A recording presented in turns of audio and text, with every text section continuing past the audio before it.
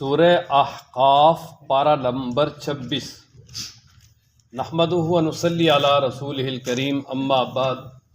اعوذ باللہ من الشیطان الرجیم، بسم اللہ الرحمن الرحیم۔ حامیم، تنزیل الکتاب من اللہ العزیز الحکیم، صدق اللہ العظیم۔ یہ سورہ احقاف ہے،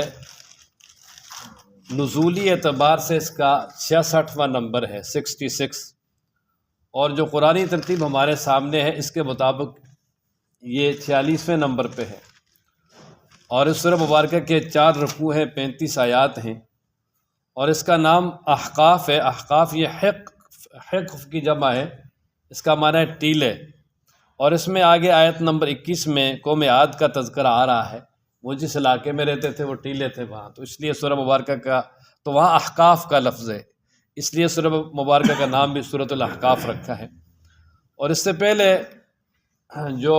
سورہ جاثیہ ہے اس میں یہ بیان کیا گیا تھا کہ مشرکین یہ کہتے تھے کہ ہمارے جو معبودان ہیں ہم ان کو پکارتے ہیں، اگر انہوں نے سن لیا تو فابہا، نہ سنا تو زیادہ سے زیادہ یہ ہماری بات لغوہ ہو جائے گی نا جی، لیکن ہم ان کو پکارتے رہیں گے تاکہ وہ ہماری مشکلات میں ہماری سفارش کریں۔ تو اس کا جواب دیا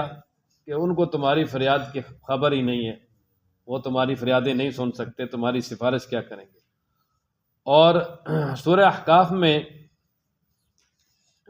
مشرکین کا ایک اور شبہ تھا، اس کا جواب دیا۔ وہ یہ کہتے تھے کہ دیکھو جی، ہمارے معبودان تو کہتے ہو کہ یہ سنتے نہیں اور کچھ نہیں کر سکتے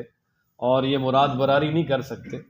تو کہتے ہیں کہ ہم تو ان کے جب نام لیتے ان کو پکارتے ہیں تو ان کے ناموں کے اندر اتنی برکت ہے اور ان کو پکارنے میں اتنی برکت ہے کہ ہمارے سارے کام ہو جاتے ہیں، مشکلیں آسان ہو جاتی ہیں۔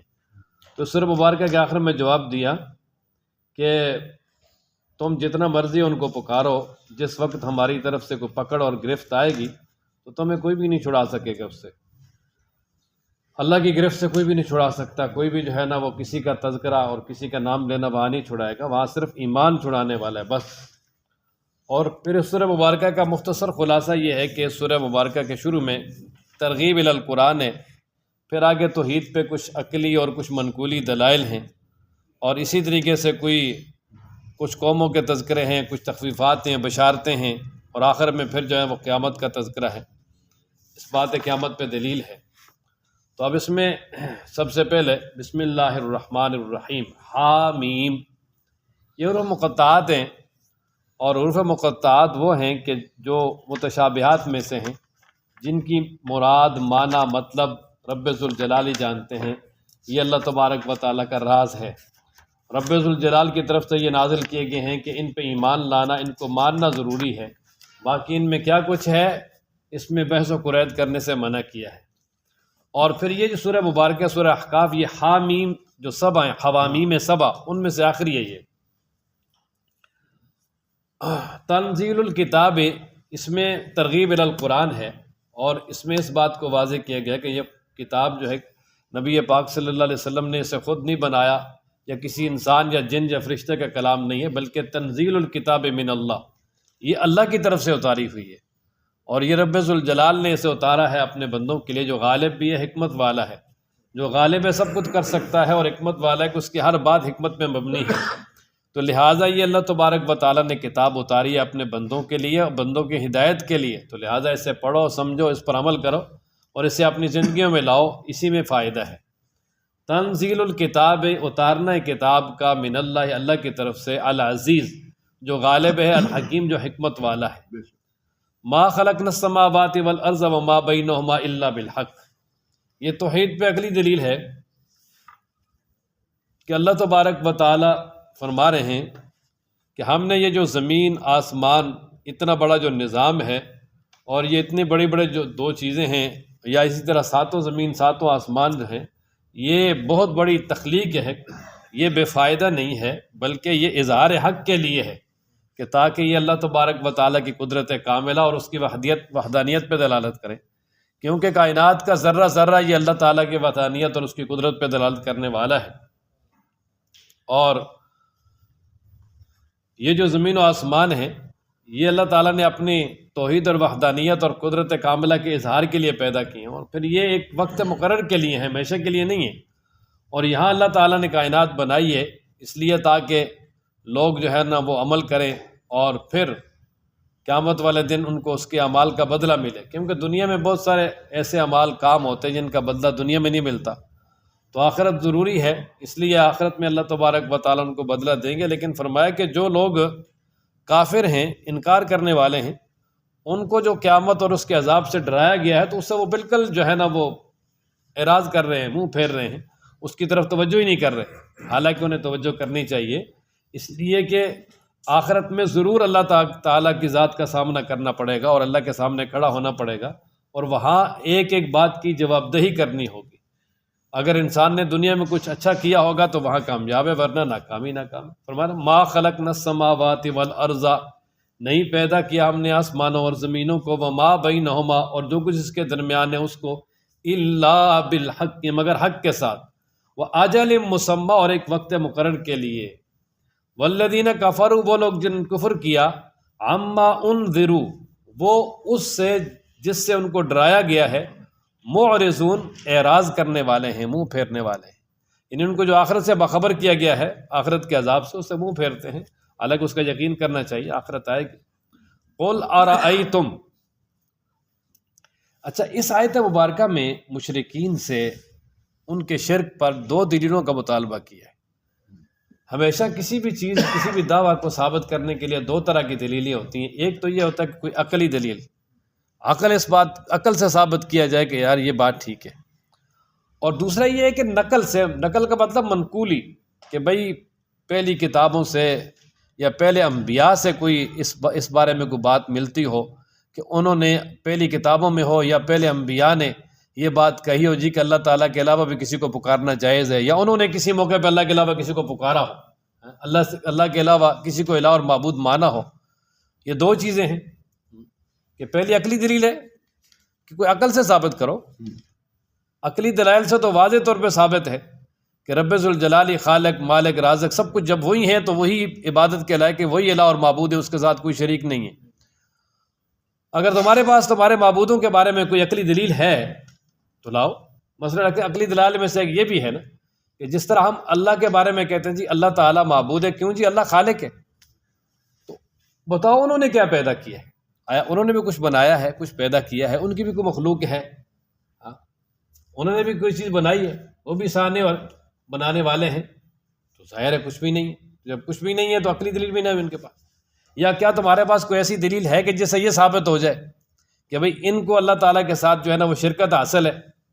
وہ بھی نہیں۔ تو پھر فرمایا ایتونی بکتاب من قبل ھذا، تو پہلے کسی کتاب سے کوئی حوالہ لے آؤ، پہلی کسی کتاب میں کوئی دلیل اور کوئی بھی بات ایسی ہو جو اس بات پہ دلالت کرتی ہو، یا او اثارۃ من علم، یا کوئی ایسی روایت جس کی بنیاد علم پہ ہو، یعنی انبیاء سے کوئی بات جو ہے نا کہ انبیاء نے کہا ہو، یا انبیاء کی کوئی حدیث ہو پہلے انبیاء کی جو اس پہ دلالت کرتی ہے کہ بھئی شرک جائز ہے، تو لے آؤ اگر تم سچے ہو۔ تو اللہ تبارک و تعالیٰ کا یہ مطالبہ تھا، بالکل بھی پورا نہیں کر سکے، پورا کہاں سے کرتے، ان کے پاس ایک دلیل کوئی نہیں، شرک کے اللہ نے دلیل بنائی کوئی نہیں۔ فرمایا نا قل ارأیتم، کہہ دیجئے تمہارا کیا خیال ہے ان کے بارے میں، ما تدعون، جن کو تم پکارتے ہو، من دون اللہ، اللہ کے سوا، ارونی، مجھے دکھاؤ، ماذا خلقو، کیا پیدا کیا انہوں نے، من الارض، زمین سے، کہ زمین سے کون سی جگہ ہے، کون سا ٹکڑا، کون سا حصہ جو انہوں نے پیدا کیا، یہ تو سب اللہ نے بنایا۔ ام یا لہم، کیا ام یا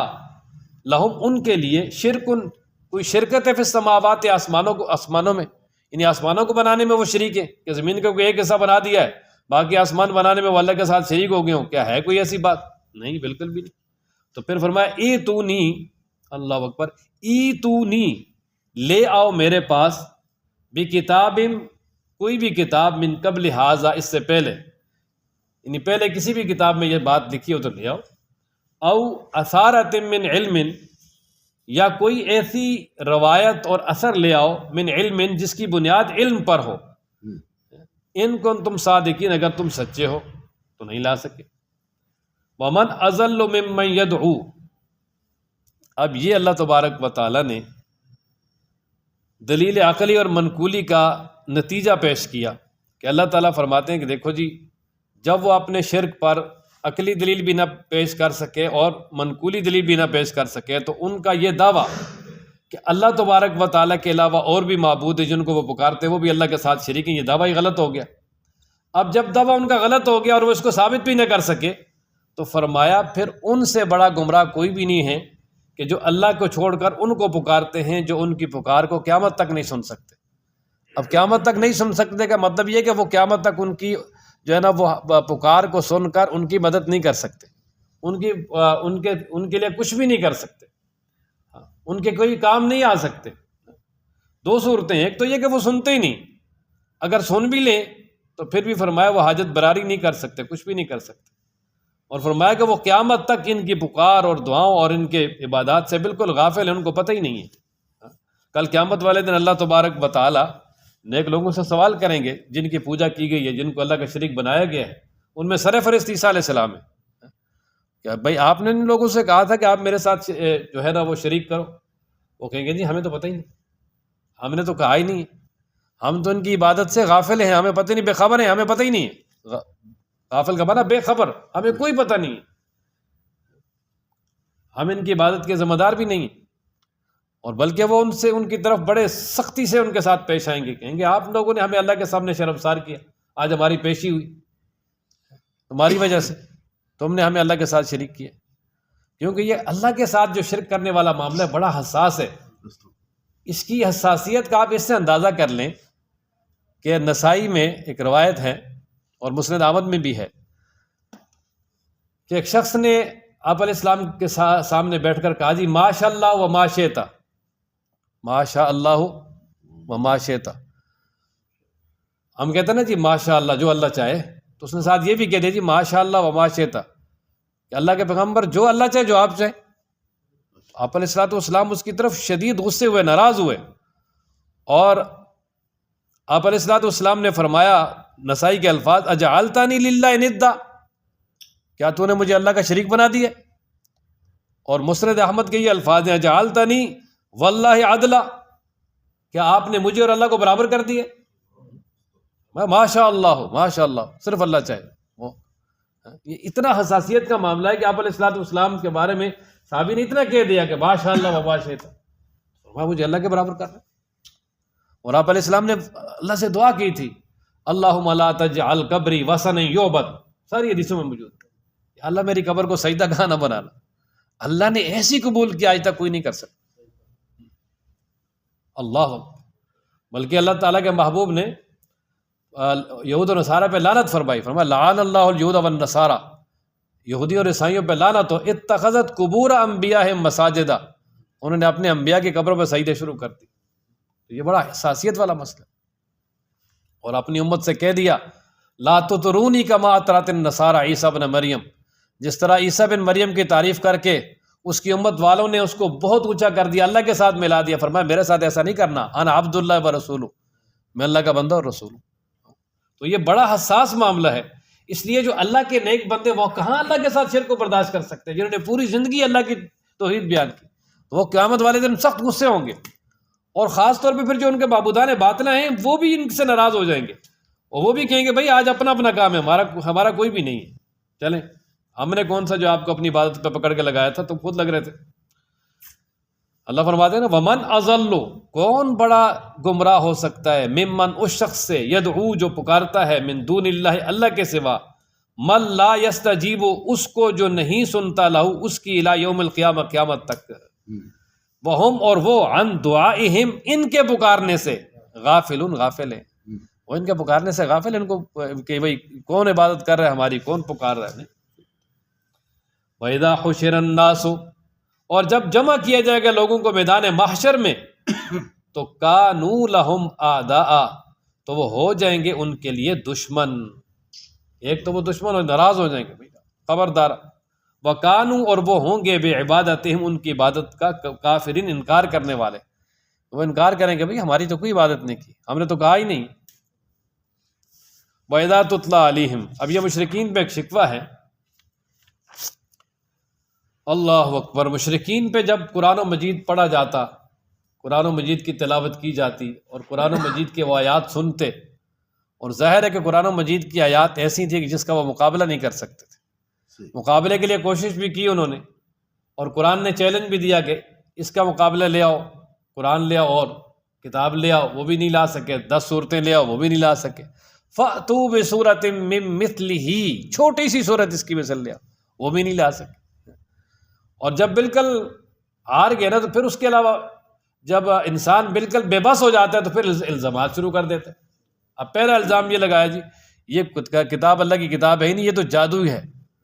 اور جادو جو ہے وہ اتنا سخت ہے کہ جس کا آپ مقابلہ نہیں کر سکتے، اور یہ سب پہ جو ہے وہ اثر کر رہا ہے، اور سب کو اس نے اپنی لپیٹ میں لیا ہوا ہے۔ حالانکہ اللہ تعالیٰ فرماتے ہیں کہ یہ حق ہے، ہماری آیتیں ہیں، یہ جادو نہیں ہے۔ اگر جادو ہوتا تو دنیا میں کوئی انسان تو اس کا مقابلہ کر سکتا نا۔ اب دیکھیں جادو کے جو ماہر اور استاد تھے، جو سمجھتے تھے جادو کے، ہر بندہ اپنے علم فیلڈ کا ماہر ہوتا ہے۔ تو موسیٰ علیہ السلام کے دور میں جو ماہر جادوگر بلائے فرعون نے مقابلے کے لیے، لیکن جب مقابلہ آیا موسیٰ علیہ السلام کے سامنے تو وہ سمجھ گئے یار ہم اتنی زیادہ تعداد میں اور اتنے بڑے بڑے اپنے فن کے جو ہے وہ در یکتا ہم کہلاتے ہیں، اپنے فن کے امام کہلاتے ہیں، اور ہمارا فن ایک لمحے میں فیل ہو گیا۔ تو کہنے لگے یہ تو کوئی بشر کا کام نہیں ہے، یہ مالک کا کام ہے۔ وہ سارے مسلمان ہو گئے تھے، ایمان لے آئے تھے نا۔ اللہ اکبر۔ ہاں تو اسی طرح مشرکین جو ہے نا وہ بھی کہتے تھے جی یہ تو مطلب انسان کا کلام ہے، تو اللہ تبارک و تعالیٰ کی طرف سے جا بجا ان کو چیلنج دیا گیا، پھر انسان کا کلام ہے تو لے آؤ، اور اگر جادو ہی ہے تم جس طرح کہتے ہو تو کم از کم دنیا میں تم نہیں کر سکتے، کوئی تو مقابلہ کرتا رہے اس کا، لیکن کوئی بھی نہیں کر سکا۔ وَإِذَا، اور جب تتلا تلاوت کی جاتی ہیں علیہم ان پر آیاتنا بینات، ہماری واضح روشن آیتیں، قال الذین کفروا، تو کہتے ہیں وہ لوگ جنہوں نے کفر کیا، للحق کے حق کے لیے، لما جاءہم، جب وہ حق ان کے پاس آ گیا، ھذا سحر مبین، یہ واضح جادو ہے۔ اچھا ایک تو وہ یہ کہتے تھے، دوسرا ان کا اعتراض ظالموں کا یہ تھا کہ وہ کہتے تھے جی یہ کتاب نبی پاک صلی اللہ علیہ وسلم خود بناتے ہیں، خود بنا کے ہمیں سناتے ہیں، روزانہ بنا لاتے ہیں اور پھر وہ سناتے ہیں، بلکہ یہاں تک کہتے تھے کہ کچھ اجمی لوگ ان کو سکھاتے ہیں، غلام اجمی ان کے پاس بیٹھتے ہیں، ان سے یہ واقعات سیکھ کر ہمیں بتاتے ہیں۔